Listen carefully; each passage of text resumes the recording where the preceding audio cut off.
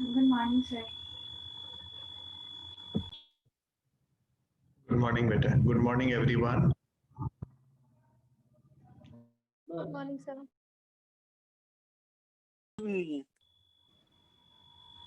Sir आपसे एक चीज पूछनी थी। हाँ बताओ।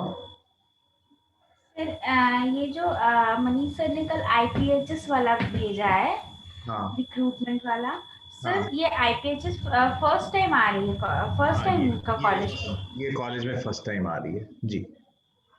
तो सर आप लोग के कोई कांटेक्ट, मतलब उसका आपको फिर कैसा आता है, क्या आता है, ओके मेरे ख्याल फीस से उनकी वगैरह क्या? कंपनी लखनऊ में ही है और उस साइड जो लोग रहते हैं उसमें तो पता भी लिखा हुआ है। सो इफ यू साइड लोग रहते हैं जो बच्चे एक बार पता कर भी सकते हैं, नहीं तो मैं तो गया नहीं था कॉलेजेस बीच, बात करूंगा, बट आई बिलीव अगर लाए हैं तो it must be worth it. But जैसे अगर ऐसी सिचुएशन आ रही है कि जिसका नहीं अभी हुआ है तो वो ट्रेनिंग पीरियड के दौरान भी आपको फायदा करेगा। वो सारी चीजें जो हैं वो सारा काम तो आपका हो जाएगा ना कम से कम। बट कंपनी कैसी है अभी मेरे पास इसका फीडबैक नहीं, क्योंकि मुझे लगता है मेरा कोई एलुमनाई वहां नहीं है अभी, तो मैं नहीं बता पा रहा हूँ डायरेक्टली कि कैसी है। But I try to figure out, but many of you who are living there, I think it's LDA colony के पास है कहीं। सो एक बार आप अपने लेवल पे पता भी कर सकते हो। ठीक है। फॉर्म देने का पर्पस क्या था, क्योंकि जो अभी लास्ट टाइम आई थी company, that was on 2nd of November. So what should I say, it was a surprise for many that सिर्फ 10 बच्चे आए थे। टोटल मिला के आई थिंक 13 या 14 बच्चे थे, SRMU और कॉलेज को मिला लें तो। सो तो चीजें थोड़ा सा क्लियर होनी चाहिए आपकी तरफ से भी इस चीज को लेकर कि कौन कौन इंटरेस्टेड है। अगर इंटरेस्टेड ना हो तो कंपनी को फिर भाई why should the company bother, हमें भी पिक्चर क्लियर होनी चाहिए ना। सो और ये एक्सक्लूसिवली MCA के लिए है, पिछली वाली भी एक्सक्लूसिवली MCA के लिए थी। सो आई थिंक अपॉर्चुनिटी तो हमें अवेल करना है, 6 सेमेस्टर तो हमें अभी करना ही है, और 6 सेमेस्टर में अगर आपका एक सेमेस्टर इसमें निकल जाता है तो कोई हर्ज नहीं, और आपको अपॉर्चुनिटी बाद में मिलती है, और तो उस केस में आप बात कर सकते हो कि ऐसा तो है नहीं कि आपको इससे बेटर कंपनी मिल रही है, पैकेज बढ़ रहा है तो आपको अपॉर्चुनिटी मिलनी चाहिए। You may ask such things, but पता चले कि हम लोग के पास पूरा समय निकल जाए और हाथ में कुछ ना हो और हम कुछ समय के बाद परेशान हो, उससे तो अच्छा ये है ना कि आप कहीं ना कहीं तो स्टार्टिंग कर लो, ज्वाइन कर लो, और वो 6 महीने का एक्सपीरियंस तो आपको कोर्स के रहते हुए हो जा रहा है। So that is the one of the positive part, और आपको कोई मना इस चीज के लिए ना करे। आप पहले बात कर लो कि अगर आपकी मान लेते कोई ड्रीम कंपनी आई या इससे मच बेटर पैकेज वाली कंपनी आई, मच बेटर, मतलब ये नहीं है कि अगर 10,000 20,000 बढ़ गया तो उसको मैं बेटर नहीं कहूंगा, it should be some significant amount, then you should get the opportunity for that also. ठीक है। सर इसकी कोई डेट वगैरह कुछ आई है? अभी तो वो डेटा कलेक्ट करने कितने लोग आएंगे, many were surprised, especially with respect to the last experience जो अभी आया हुआ था सिंगसिस का।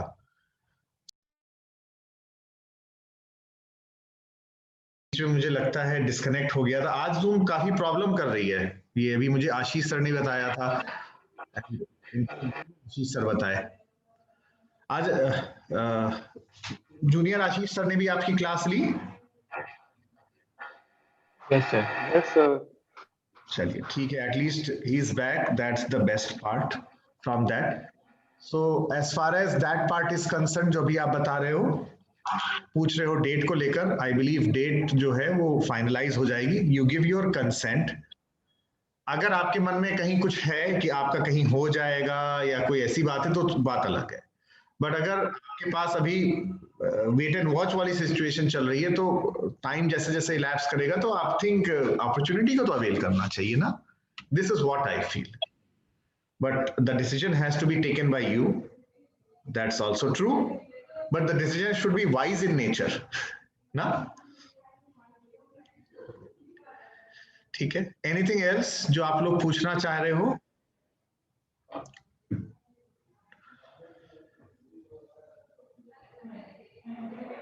हेलो बेटा, आवाज आ रही है?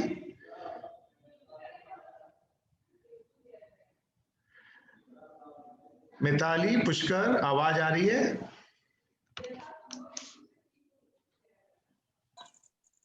सर बहुत लोग। Yes sir. आ रही है ना? मैं सोच रहा हूं कि आवाज ही नहीं आ रही है। ठीक है, सो हम लोग का जो है जो सिचुएशन है वो ये है कि आपका मंडे को क्विज है, that is with respect to regression testing, and the topic regression testing is significantly small as compared to the other two topics. तो मैं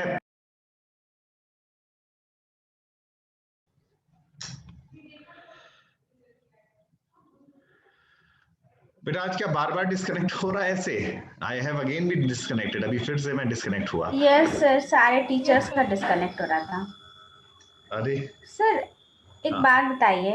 हाँ। सर मुझे तो इंटरव्यू में सिर्फ उन्होंने टेस्टिंग ही पूछा, इतना पूछा सर टेस्टिंग। सर उसमें एक क्वेश्चन उन्होंने पूछा, why white box testing is white, it is called white, and why black box testing is called black. Right right.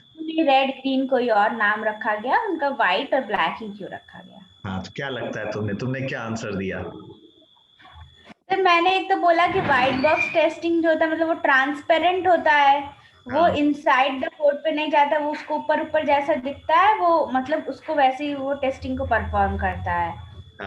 अब ब्लैक बॉक्स टेस्टिंग जो होता है वो ब्लैक मतलब वो बिहाइंड वो बैकग्राउंड का जाके चेक करता है टेस्टिंग पर। अच्छा, सो हाँ महिमा बताइए, आप कुछ कह रहे हो? मैंने तो यही बताया। अच्छा ठीक है, नहीं आपने जो बताया, देखो ब्लैक बॉक्स क्या है, जब कमरा अंधेरा है अगर तो आपको कुछ ना, you are unable to see anything. What are you able to see? Who is going out in the room and who is coming out from the room? Suppose the room is dark. आपको अंदर नहीं दिख रहा है, तो उसी तरीके से ब्लैक बॉक्स क्यों दिख रहे हैं? You are only concern with the input and the output, जो फंक्शनैलिटी है इनपुट और आउटपुट की, उसी से आपको कंसर्न है और आपको किसी चीज से कंसर्न नहीं है। Whereas in white box testing you are also concerned what is inside the room. So that's why, और कोई ऐसी बात नहीं है। तो ब्लैक का मतलब है आपको अंदर कुछ दिख नहीं रहा है, आपको सिर्फ इनपुट और आउटपुट से मतलब हो रहा है। That's why it's called black box testing or functional testing. Whereas in white box testing or structural testing, you are more concerned with the code, what is kept inside the software, inside the room. Fine? Is that fine? Ishita? Yes sir. ठीक है। Yes sir, yes sir, got it. तो questions आते रहते हैं इस तरह से, थोड़ा ट्रिकी भी होते हैं चीजें, आपके कॉन्फिडेंस को भी चेक करने के लिए होते हैं। कभी कभी ऐसा लगता है कि पता नहीं हम सही बोल रहे हैं गलत बोल रहे हैं, वो कोई एक्सप्रेशन नहीं दे रहे हैं। सो जो आपका कॉन्फिडेंस जिस चीज पर आपको लगता है कि हम सही हैं, you have to stick on that. ऐसा तो नहीं हम ऐसे ही बोल दे रहे हैं। इंटरव्यू में सिर्फ आपके नॉलेज नहीं टेस्ट होता है, rather आपका कॉन्फिडेंस भी चेक किया जा रहा है, आपके तमाम और एस्पेक्ट्स को, पर्सनैलिटी को चेक किए जा रहे हैं कि whether you are able to do it with confidence or not. कभी कभी ट्रिकी क्वेश्चन। आपने वो मनी सर से बात की थी वेटिंग वाला, क्या सीन मतलब नहीं, क्या अभी सिनेरियो था उनका वो वेटिंग? नहीं, आप बेटा 2 तारीख को आपका वो था ना, शाम को खत्म हुआ। 3 तारीख को मैंने आपका कल क्लास कहाँ ले पाया था, मैंने बताया था मैं फीवर है, so I even did not go to the college. ठीक है, so I will go tomorrow. हाँ, I will go tomorrow and try to find. ठीक है, सो फर्स्ट ऑफ ऑल बेटा चैट में अटेंडेंस जरूर डाल देना। अटेंडेंस को लेकर बहुत सिचुएशन कुछ लोगों की ग्रिम है। I am telling you, attendance AKTU की पोर्टल पे चढ़ना शुरू हो गया है और आई डोंट वांट एनीवन कि अब इस स्थिति में भी जब हम लोग ऑनलाइन कर रहे हैं तो कोई किसी का अटेंडेंस कम जाए। प्लीज इस चीज को तुम लोग फोकस जरूर करो। तो चैट में आप लोग अभी डाल दो, वो डिजिटली रिकॉर्ड हो जाता है, इसलिए मैं बार बार कहता हूँ चैट में आप डालिए, चैट में आप डालिए। एक से ज्यादा बार हो जा रहा है, कोई बुराई नहीं है। दूसरा, हम लोग मंडे को टेस्ट होने वाला है रिग्रेशन टेस्टिंग का। तो आज मेरे पास 2 ऑब्जेक्टिव लेके हैं। एक तो जो रिग्रेशन टेस्टिंग का जो थोड़ा सा बाकी है, बहुत थोड़ा सा बाकी है, उसको मैं कवर कर देता हूं, और साथ में थोड़ा सा आपको मैं कुछ चीजें अवेयर कर देता हूं जिसकी वजह से आप अपनी तैयारी बेहतर ढंग से कर सकें। रिग्रेशन टेस्टिंग का जो मंडे का पेपर आपको आएगा, आपका मैं पीपीटी अभी जैसे खत्म होगा वो मैं शेयर कर लूंगा। मैंने अभी एक वीडियो शेयर किया हुआ है IIIT बैंगलोर का, डॉक्टर मीनाक्षी डिसूजा, उसको एक बार आप सुन लीजिएगा जस्ट एट योर टाइम, क्योंकि सबका पढ़ाने का तरीका अलग होता है, चीजें अलग होता है, तो थोड़ा कॉन्सेप्ट्स क्लियर हो जाते हैं। उनका फोकस तो खैर कोर रिग्रेशन पे रहेगा, मेरा फोकस ज्यादा रहता है AKTU के पॉइंट को भी मैं कवर करता रहता हूं कि AKTU का जो पॉइंट्स लिखे हुए हैं वो कवर होते हुए चले। ठीक है, तो AKTU के रिस्पेक्ट में जो हमारा कंटेंट है वो सिर्फ एक चैप्टर है। So you must be pretty much happy that you have to only study one chapter, and that is chapter number 7 from Yogesh Singh. And Yogesh Singh जो book आपकी है, I think everyone is having it. If not, अगर बता देना मुझे तो मैं फिर से शेयर कर दूंगा soft copy, but it is with everyone, the soft copy is there, and chapter number 7 सिर्फ एक ही है। तो आप अगर उसकी एक बार रीडिंग कर लें, मेरे पीपीटी को देखेंगे, पीपीटी में इंपॉर्टेंट पॉइंट्स लिखे हुए हैं, उसके लास्ट के क्वेश्चंस देखेंगे, तो आपका मंडे का प्रिपरेशन काफी हद तक हो जाएगा। ठीक है, और साथ में जो आपका जो ट्यूटोरियल शीट है 3 है, वो भी जो ज्यादातर सवाल है वो सिर्फ 2 जगह से मैंने लिए हुए हैं, या तो योगेश सिंह से या नरेश चौहान से। तो जो आपका बनेगा पेपर, वो आपके कंटेंट 3 जगह से एक तरह से आ रहे हैं। योगेश सिंह चैप्टर नंबर 7 ये प्राइम है, नरेश चौहान का रिग्रेशन टेस्टिंग ये प्राइम है, ये दोनों प्राइम चीजें हैं। और थोड़ा सप्लीमेंट्री चीज आ जाएगा, वो मीनाक्षी डिसूजा का जो वीडियो लेक्चर है, उसको 21 मिनट का है, ज्यादा बड़ा भी नहीं है, जस्ट गो थ्रू दैट।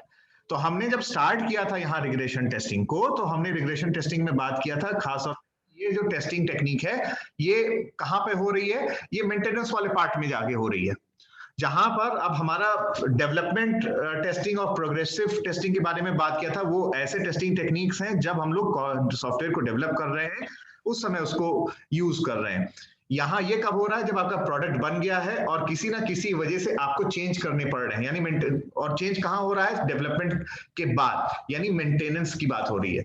तो रिग्रेशन टेस्टिंग एक से ज्यादा बार हो रहा है क्योंकि आपके पास मेंटेनेंस के दौरान बार बार चेंजेस करने की जरूरत हो रही है। वेरएज जो प्रोग्रेसिव टेस्टिंग और होती है या डेवलपमेंट टेस्टिंग होती है वो एक ही बार होता है। रिग्रेशन टेस्टिंग हमारे बार बार होते हैं क्योंकि मॉडिफिकेशंस किसी ना किसी कारणवश, चाहे बग के आने के कारण, चाहे क्लाइंट के द्वारा ये कहने के कारण कि थोड़ी सी फंक्शनैलिटी में चेंज की जाए, तमाम सारे रीजंस हमने डिस्कस किए हुए थे जिसकी वजह से सॉफ्टवेयर में चेंजेस हमारे पास आने पड़ते हैं। तो मेंटेनेंस वाले पार्ट को ध्यान में रखना है, और मेंटेनेंस हमने 4 तरह के बताए हुए थे। ठीक है, चारों में हमें डिफरेंस भी क्लियर होना चाहिए, कौन कौन से हमारे पास हैं। करेक्टिव हमने बोला था, प्रिवेंटिव बोला था, प्रिफेक्टिव बोला था, और एडेप्टिव बोला था। ये 4 कैटेगरीज के मेंटेनेंस हैं, और ये 4 कैटेगरीज का अलग अलग हमारा मतलब है और उसकी डेफिनेशंस हमारी क्लियर होनी चाहिए। ठीक है, फिर उसके बाद हमने एक कंपैरिजन किया था रिग्रेशन टेस्टिंग और डेवलपमेंट टेस्टिंग। तो इन दोनों के कंपैरिजन के जो जितने हमारे पॉइंट्स थे, करीबन हमने 8-10 पॉइंट्स पढ़े हुए थे और उसका एक चार्ट और एक टेबल को डिस्कस किया हुआ था, वो प्रीटी मच क्लियर होना चाहिए, और उसके बेसिस पर काफी क्वेश्चंस अपने आप क्रिएट होने लगते हैं। उसको लास्ट सरप्राइज में भी मैंने दिया हुआ था। ठीक है, फिर हम आते हैं रिग्रेशन टेस्टिंग के प्रोसेस के बारे में। तो हमने प्रोसेस या स्टेप्स ऑफ रिग्रेशन टेस्टिंग को डिस्कस किया था, जहां पर हमने 3 पार्ट्स में बात किया था। एक था फॉल्ट आइडेंटिफिकेशन, फिर मॉडिफिकेशन, और तीसरा आ रहा था एग्जीक्यूशन। तो एग्जीक्यूशन हम यहाँ कह रहे हैं कैसे, हम अगर चीजों को रीटेस्ट कर रहे हैं तो एक तो तरीका ये हो गया कि हम अपने पुराने टेस्ट केसेस को रीटेस्ट करें। अच्छा, यहां पर एक चीज ये है कि हमारे पास समय कम है, कॉन्स्ट्रेंट है कि हमें टेस्टिंग जल्दी करनी है। इस वजह से देखा जाए तो यहाँ पर मेन फोकस हमारा किस चीज पे होता है, फंक्शनल टेस्टिंग पे होता है। जल्दी से हम देखें हमारा आउटपुट आ रहा है कि नहीं आ रहा है, क्योंकि मेरे पास समय का एक कॉन्स्ट्रेंट है। वहां पर मेरे पास ऑलरेडी डेवलपमेंट टेस्टिंग में इसका बजट भी तय होता है, इसके लिए समय भी होता है। यहाँ पर हम लोग एक वर्किंग सिचुएशन में बीच में कोई बग आया हुआ है, और अगर बीच में कोई बग आया हुआ है तो मेरे पास एक टाइम कांस्टेंट है। उस टाइम कांस्टेंट के अंदर हमें चीजों को डिलीवर जल्दी से जल्दी करना है, क्योंकि उस पर ऑलरेडी काम हो ही रहा है। तो एग्जीक्यूशन कैसे होगा, ऑटोमेशन पे हम लोग बाद में बात करेंगे वैसे डिटेल में, बट ध्यान में रखने वाली बात यहाँ है ये है कि इस पर्टिकुलर रिग्रेशन टेस्टिंग में जहां पे हम लोग फोकस फंक्शनल टेस्टिंग पे ज्यादा कर रहे हैं, यहां पर हम ऑटोमेशन का भी यूज कर सकते हैं। मेरे पास बस वो रिसोर्सेज होने की जरूरत है। तो regression testing is a combination of both manual as well as automation part. तो ऑटोमेशन में होता क्या चीज है ये ध्यान रखो। ऑटोमेशन में ये होता है कि चीजें ऑटोमेट कैसे होंगी। जैसे तुम्हारे पास एक टेप रिकॉर्डर है, तो एक टेप रिकॉर्डर होता है, तो तुमने कोई गाना उसमें रिकॉर्ड किया तो उसमें प्ले बटन दबाते हो, कोई चीज रिकॉर्ड की होगी और फिर प्ले बटन दबाते हो। जब प्ले बटन दबता है तो फिर से वही गाना हम सुनना शुरू करते हैं। तो यहाँ जो टेक्निक आती है ऑटोमेशन में, एक आती है जैसे record and play. Record and play का मतलब क्या हुआ, मैंने जितने भी टेस्ट केसेस पहले बनाए होंगे डेवलपमेंट के दौरान उसको मैंने रिकॉर्ड कर लिया, और अब मैं ऑटोमेटेड फॉर्म में इसको किसी ना किसी तरीके से फिर से एग्जीक्यूट करा रहा हूं। मैं भले वहां रहूं भले वहां ना रहूं, बाद में बस मैं इतना देखूंगा कि जो मेरा एक्सपेक्टेड आउटपुट है और जो एक्चुअल आउटपुट है वो दोनों हमारे मैच कर रहे हैं कि नहीं कर रहे हैं। अगर ये दोनों ही देख रहा हूं कि मैच कर रहे हैं कि नहीं कर रहे हैं, तो ये हमारे फंक्शनल टेस्टिंग का पार्ट हो रहा है। तो रिग्रेशन टेस्टिंग में ऑटोमेशन भी हो सकता है, हमारा जो है वो मैनुअल भी हो सकता है, और कोई जरूरी नहीं कि तुम पुराने ही टेस्ट केसेस का इस्तेमाल करो। सिचुएशन अगर बदलती है, कुछ तुमने फंक्शनैलिटीज को ऐड किया हुआ है, तो ऐसी भी संभावना हो सकती है कि तुम कुछ टेस्ट केसेस नए डेवलप करो according to the situation. New test cases can also be developed. So in the execution part, addition of new test cases if it is required, that is also there। और हम यहाँ पर पुरानी चीजों को retest कर रहे हैं। तो अब रीटेस्ट कैसे करेंगे? अगर सारे के सारे टेस्ट केसेस को करेंगे हम रीटेस्ट, तो एक बड़ा चैलेंजिंग टास्क है। तो यहाँ पर हम यहाँ मिनिमाइज करने की कोशिश करते हैं टेस्ट केसेस को, और मिनिमाइजेशन टेक्निक में हमेशा खतरा रहता है, हमेशा एक रिस्क इन्वॉल्व रहता है। और हमने एक प्रोग्राम को लिया था और देखा था कि हमें लग रहा था कि मैंने उस लाइन को मैंने जब एग्जीक्यूट किया था, और दूसरे दो टेस्ट केस ऐसे थे जिसमें हम एक ही लाइन को एग्जीक्यूट कर रहे थे, बट एक में वो फॉल्ट हमें पता चल पा रहा था, दूसरे में हमें फॉल्ट वो पता नहीं चल पा रहा था। So there is always a risk associated whenever we are applying the concept of minimization. And safe regression testing तो तब कहलाएगी टेस्टिंग टेक्निक अगर सारे के सारे टेस्ट केसेस हम एग्जीक्यूट कर पाए जो कि सारे फॉल्ट्स को एक्सपोज कर सकें। पर ये एक आसान काम नहीं होता है, ये एक हमारा एक टफ काम होता है। ठीक है, तो एक तरीका हो गया सिलेक्शन का, हम सारे के सारे टेस्ट केसेस को सिलेक्ट करें। दूसरा हो गया हम रैंडमली सिलेक्ट कर रहे हैं। अगर हम रैंडमली सिलेक्ट कर रहे हैं तो मेरा एजम्पशन ये है कि जिस टेस्ट केस को मैं रैंडमली सिलेक्ट कर रहा हूं वो सारे के सारे टेस्ट केस हमारे इक्वली अच्छे हैं, इक्वली गुड हैं। और अगर वो इक्वली गुड हैं तो उस पर्टिकुलर केस में हम तो ये चाहेंगे कि भाई कोई भी आ जाए तो कोई फर्क नहीं पड़ रहा है। बट ये रिस्क अगेन फिर से आता है रैंडमली अगर सिलेक्ट करते हैं। फिर एक कॉन्सेप्ट आता है select modification traversing test cases, जिसको हम लोग ने डिस्कस किया था, जिसमें हमने दो बार चीजों के बारे में बात किया था। एक बात किया था फॉल्ट रिवीलिंग टेस्ट केसेस, और हमने दूसरा जो बात किया था वो था आपका जिसको हम कहते हैं मॉडिफिकेशन रिवीलिंग टेस्ट केसेस। तो फॉल्ट रिवीलिंग टेस्ट केसेस में हम लोग जो फॉल्ट्स हैं मॉडिफाइड प्रोग्राम को अगर कोई इफेक्टिव टेक्निक से उसको रिवील करने की कोशिश करते हैं, और मॉडिफिकेशन रिवीलिंग टेस्ट केसेस में हम डिफरेंस देखने की कोशिश करते हैं जिस कोड में जहां पर हमने एग्जीक्यूट पहले किया है और अब जहां मॉडिफाई हुआ है, दोनों के आउटपुट में क्या कोई अंतर आ रहा है कि नहीं अंतर आ रहा है। तो तमाम सारे हमारे पास इस तरीके से टेक्निक्स आती है। ठीक है, तो मेरा एक ऑब्जेक्टिव क्या है, अगर तमाम सारे टेस्ट केसेस है तो मैं प्रायोरिटाइज करूं। तो प्रायोरिटाइजेशन एक इंपॉर्टेंट कॉन्सेप्ट आ जाता है टेस्ट केसेस का। तो जब मैं टेस्ट केस शायद बनाऊंगा शुरुआत में डेवलपमेंट के दौरान, मैं वहीं पर ही एक और चीज जोड़ता चलूंगा। क्या चीज जोड़ूंगा? वो है प्रायोरिटाइजेशन का भी एक जोड़ता चलूं। तो प्रायोरिटाइजेशन में हमें तमाम पैरामीटर्स पे देखना चाहिए कि कौन से फंक्शंस ऐसे हैं जिनको मुझे पहले टेस्ट करना और बहुत जरूरी है, उसको देखना है। दूसरा एक चीज और जुड़ा हुआ है कि क्या कॉन्सिक्वेंसेस हो सकते हैं मेरे पास अगर कोई फंक्शन है वो मान लेते हैं कोई फेल होता है तो उसका इम्पैक्ट क्या होने वाला है। तो तमाम इन दोनों फैक्टर्स या और कोई अगर पैरामीटर मुझे लगता है उनके बेसिस पर मैं एक प्रायोरिटाइजेशन को तय करूंगा। तो प्रायोरिटाइजेशन अलग अलग तरीके से हो सकते हैं, इस बात पे हम लोग ने बात किया था। फिर रिस्क एनालिसिस पर फोकस किया था। तो रिस्क एनालिसिस में पहले तो हमने डिफाइन किया था रिस्क होता क्या है। रिस्क को हमने डिफाइन किया था, जिसमें हमने दो बारे में बात जरूर की थी, एक था प्रोबेबिलिटी ऑफ अकरेंस और दूसरी बात थी इंपैक्ट ऑफ प्रॉब्लम। इन दोनों की मदद से हम लोग रिस्क को निकालते थे। फिर हम लोगों ने जो बात किया था, एक टेबल को देखा था, रिस्क एनालिसिस टेबल, और जो हम लोग बनाते हैं रिस्क एनालिसिस टेबल में जो पोटेंशियल प्रॉब्लम है, जो प्रोबेबिलिटी उसकी अकरेंस होने की है, जो इंपैक्ट हो सकता है, और एक रिस्क एक्सपोजर में हम रैंक दे रहे हैं, ये सारी की सारी चीजें हमारे उस रिस्क एनालिसिस